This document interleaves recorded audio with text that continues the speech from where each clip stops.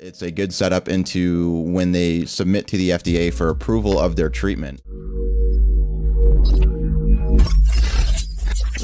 Hey guys, welcome to DreamCoin, where we show you how to invest for a better tomorrow. My name's Tyler, and today we're going to be going over the recent news of the Novan share offering that went through from them, why I think this is actually a bullish move going into the future if you believe in the stock, and how I see everything panning out alongside what we could expect to hear from the company over the next few weeks. So just to get started on the news, the share offering ended up resulting in a drop of about 18% in the stock price when it was announced. A lot of the people were not happy with the company for doing this, but this was something that I expected and actually predicted a couple different times. Specifically, even before they ever did their reverse split, they had stated they need to do the reverse split in order to raise finances for their company. And a lot of this has to do with being able to have money to keep doing their research and development and progressing their trials for their other drugs, but also looking towards doing their molluscum therapy that they are looking to submit to the FDA now that their phase 3 trial is done. And so I think this is good here. I had expected them to take the offering after the price had spiked between the $15 to $20 range, even as far back as over a month ago. And that actually ended up happening, even though they didn't price it at that $15 to $20 range. It turned out that they priced it at $11. And so this was where the stock has been sitting over the last couple days, and it actually ends tomorrow on the 21st, which could be setting up for where they could start steadily rising up into some news from the company again. I'll have a playlist linked for you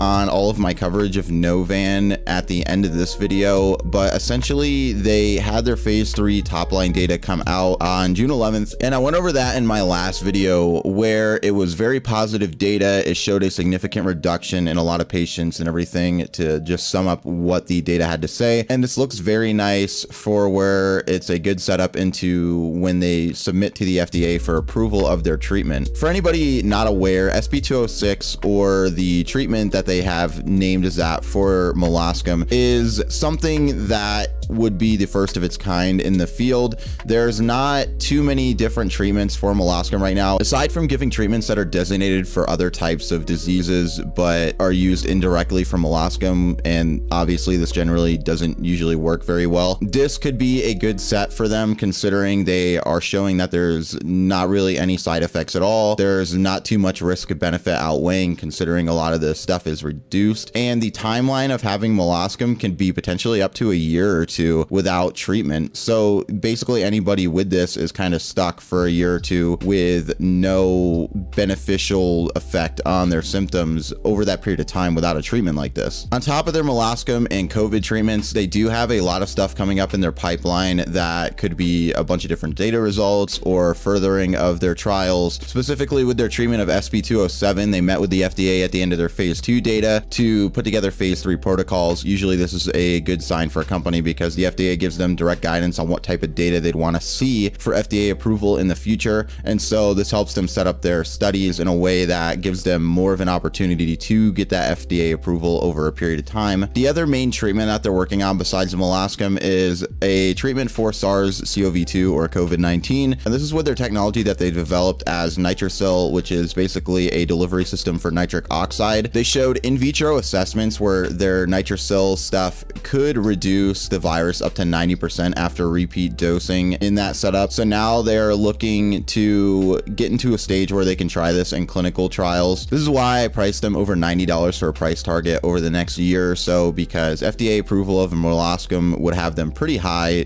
to start, but any positive stuff on COVID or literally any of their other trials are just going to be added like just extra dessert on top of everything else for investors over the long term. As we check out the stock price on June 4th, they were sitting around $8 depending on the time of day, and they had a huge rise up where they sat around 18, sold off a little bit and had a bit of a dip, and then they went back up and retested and hit 2069 as a high for them at one point. Since then they've settled down, and this was around the stock offering news where they dropped off pretty significantly, and this is where they've been sitting. But since the stock offering was about $11, them sitting there is a pretty good sign for where the stock could be moving over the course of the next couple of weeks. I do think we can look to retest the $15 to $16 area over the next week and a half, 2 weeks, especially if they start getting more PR data out, any PR that they have positive towards submitting for FDA or getting more data out for their other trials, I think is going to put them back in that 20 area. And if they do notify that they're submitting for FDA approval and then that goes through, I think that's the point where they're going to be trading between $30 and $50 for a channel for a significant period of time. I think right here where they're currently sitting, if you missed the boat on the $8 to $10 area to buy, and this is still a solid buy for the long term. Obviously, it might not move too much because their main catalysts coming up are going to be that FDA submission and some of their other trial data, so it's contingent on those. But I think there's a larger instance of people being more invested in the stock. There's a couple more institutional investors that have been looking more into adding their position for them over the long-term period of time. I think this is going to be a good setup for them to where if you got in here, even if you don't dollar cost average down necessarily over the next couple weeks, I think you'd be at a very happy profit over the next few months towards the end of the year. So again, I'm going to be looking for a possible bounce up into $15 to $17 over the next couple of weeks. And then any news of FDA submission, especially if they're already trading that high, is going to send them up over 20, I believe. As I told you guys earlier, I'll have this playlist up for my Novan analysis and updates that have been happening over the last few weeks. And I will also be looking towards getting playlists out for all of my other pharma companies or any companies I recover over a period of time that's more than a couple of videos. So if you're interested in seeing what stuff I have going on in different areas and different updates for companies, make sure you check out my playlist and see anything in there that might interest you. Other than that, that's going to do it for me in this video today, guys, and I'll catch you in the next one. Peace.